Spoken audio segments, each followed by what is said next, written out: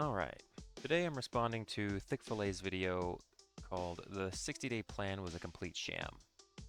Now, so far I haven't made any response or react videos, but when someone with this level of reach spreads shallow arguments dressed up as gospel truth, it misleads players, breeds negativity, and pushes this whole devs versus the players narrative that simply isn't accurate. So we're going to review his claims, and you can decide for yourself who has the better arguments. So let's get started. My first point addresses the relationship with developers. ThiccFilA says Arrowhead has a toxic relationship with the community, that the devs are salty. Personally, I think that's kind of nonsense. Developers pushing their own vision is normal. It's literally their job. Collaboration doesn't mean doing whatever Reddit screams about on a given day, and this whole salty dev angle that he reiterates throughout his video, I think that's just him manufacturing some drama. Arrowhead has been far more transparent and responsive than most studios of their size, even going so far as to promise and release a cape that is technically a dig against Sony back in the days of the early launch, whenever the game came out in a bunch of countries that ended up being restricted after the fact, and it was a whole big problem. Arrowhead still stuck to their guns and released that massive downvote styled cape. So you've got to give him a little more credit than that. And another point here, my second point, regarding his discussion of the 60-day plan concept. He frames the 60-day plan like it was a binding contract. Fix everything in 2 months or you've lied. He repeatedly sets it up as them lying. But that's not reality. Plans are roadmaps, they're not magic wands. Arrowhead admitted they're dealing with technical debt, and Sony forced them to pivot hard toward Xbox. That shifted their timelines, no doubt. Missing goals under those circumstances isn't betrayal, it's just the reality of business. And on to a third point, regarding collaboration and rollbacks. He talks a few things about this, but what I want to focus on is at one point he brags that, quote, or I'm paraphrasing, I told the devs to roll back this patch, blah, blah, blah, blah, as soon as it came out. As if that proves something. And I can't really take that very seriously. Because unless I'm mistaken, or somehow I missed his name in the credits of this blockbuster game that took 7 or 8 years to develop, I mean, why would Arrowhead just jump whenever he barks? Was he the one who shepherded this project from an indie-size idea into a global hit? I don't think so. But apparently because he plays it a lot and he's become a propaganda commander, because he insisted Arrowhead roll it back, they should have listened to him. That's not an analysis, that's ego. Game balance evolves. Game development plans change. And no dev team, or any business team for that matter, is going to throw out months of work just because one YouTuber demands it, propaganda commander or not. Moving on to the discussion about weapon balance. He talks about the Diligence rifle as an example. He says it's bad because it cannot one-tap hunters to the body. But he even admits that players most likely wouldn't bring it against bugs anyway. So it's kind of a straw man argument. He recognizes its role is not hunting bugs, at least not close range. But then he attacks it for failing at a role that he even seems to think it doesn't fit in doing. The rifle rewards headshots. That is the skill check. You can't say you want skill-based difficulty, like he reiterates later and throughout, but then at the same time demand that, oh, it should just be able to give me these body shots. That just seems inconsistent to me. Then he talks a little bit about spread versus sway.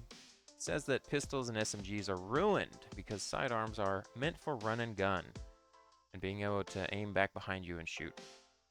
And while that is something that they can do, sidearms are more than just that. They're also backup weapons or special use weapons like the grenade pistol. And while moving and shooting is a feature, nobody is just dedicatedly sprinting around spamming something like a grenade pistol or every particular type of sidearm as if it's supposed to be hyper accurate from the hip while you're moving. I mean, come on. We have armors with secondary perks that benefit sidearms and things like that, but to suggest that because that one aspect of sidearms is not as good with spread and sway changes, I'm that's just overblowing the situation. And I have to say, I really think he is overestimating how much weight community complaints have compared to Arrowhead's internal data. The developers very clearly have telemetry that we as players do not have access to. They do not balance based on a couple loud Reddit threads or a few frustration vents on YouTube. ThiccFilA is confusing correlation or causation with regard to things that he or the community have happened to address that then later also got adjusted by the developers. Don't make that mistake. He also talks about the coyote and the pacifier. And this is where some real arrogance and disrespect towards players comes out by ThiccFilA. He calls people who ask for the coyote nerfs clueless. And that's just an incredible level of arrogance and disrespectful language for anyone who happens to disagree with him. And again, I mean, he just kind of refuses to view weapons in a team context. As an example, pacifier can bring synergy. It can stun up to medium targets so that your squad can breathe, and you could use the coyote to pepper these stun targets with the burn over time damage. One holds them still, the other cooks them alive. I mean, that's teamwork. But seemingly, he only views these weapons through the lens of solo player performance or the individual performance and just dismisses that entirely. It's as if the coyote is meant to be a hold W and spray weapon. And sure, it can do that. But if you want to maximize it, you let the enemies burn while someone else using, say, a pacifier pins them in place, or maybe even a concussive liberator pushes them back, or perhaps a splash weapon like the Punisher Plasma pushes them back.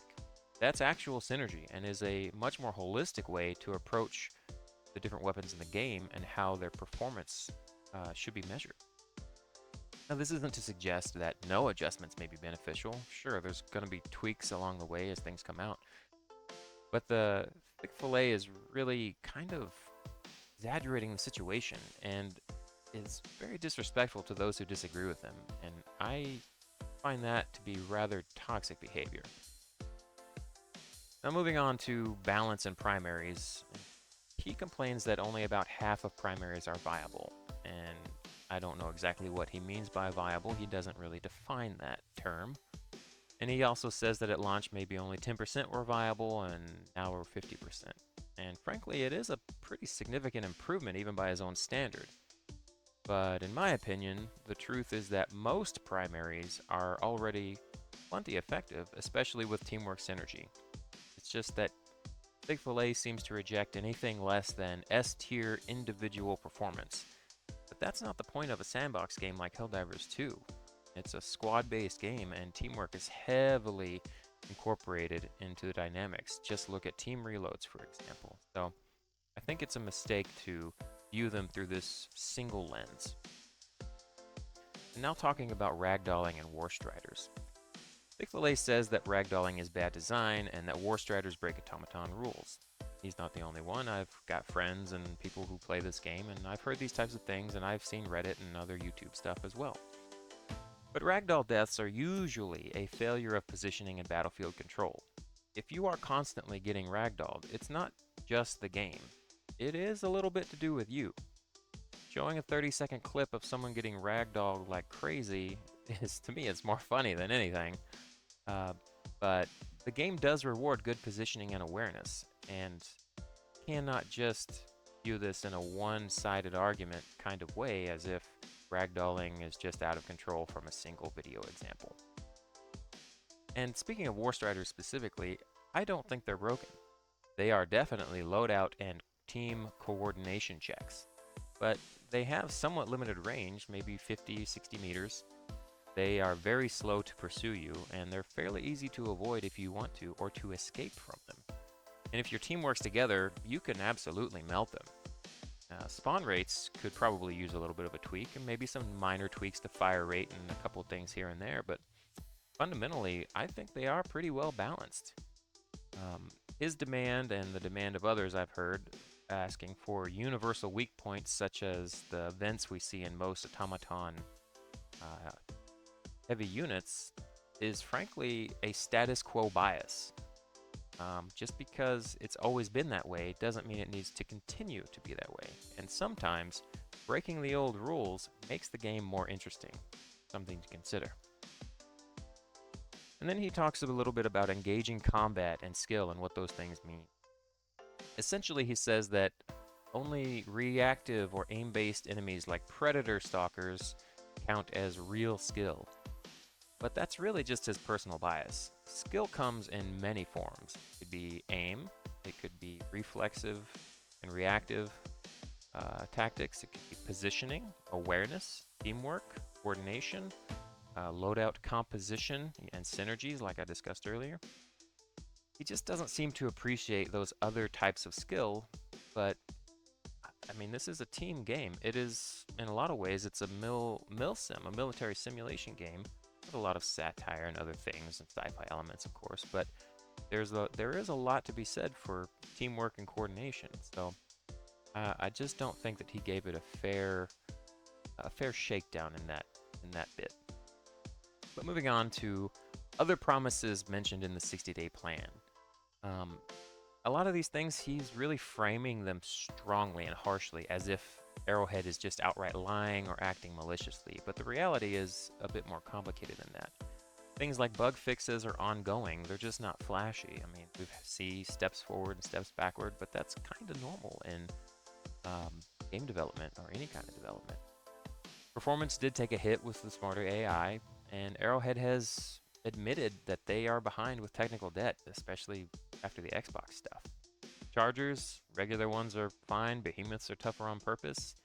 And frankly, I don't know that I would agree with ThiccFilA's opinion that the typical primary weapon should be able to one mag a charger butt. I mean, that's a pretty big ask in my opinion, unless I misunderstood what he meant. But yeah, anyway, so test servers, those never came, but Arrowhead, they don't have infinite resources, and again, they got put under the thumb to be working on Xbox release, and that's a big shift in priorities.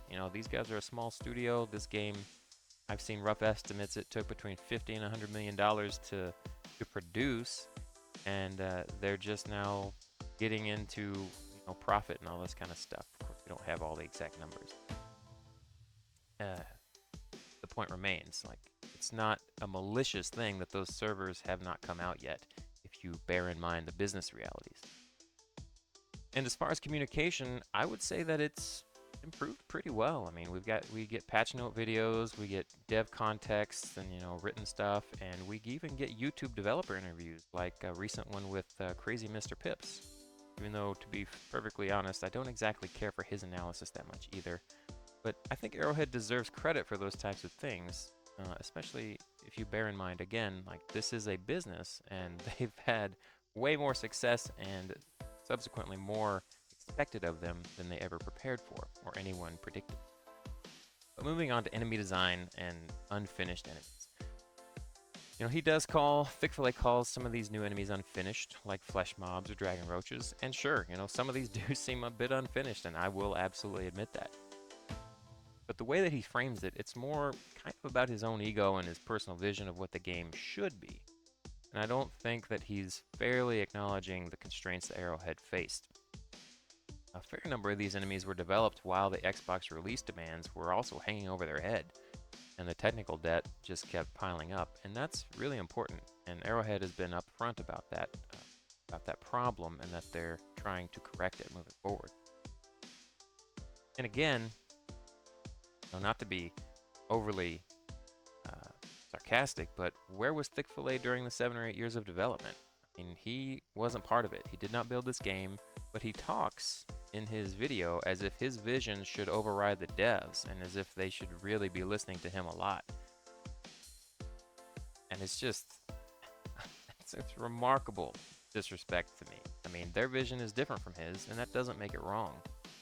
I mean, in the beginning of his video, he says it's their right, but You know, he says that he loves them, but the way he communicates and talks about them and frames a lot of this stuff throughout the video is very rude. It's pretty strong language, and man, that's really something. But anyway, talking about some extenuating circumstances, you know, he kind of ignores some of these things. You know, the size of Arrowhead, managing this game.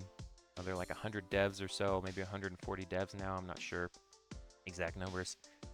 And this game exploded way beyond expectations. Now, they originally predicted like 45,000 peak players, and then within the first couple months, it blew up to like 450,000 players.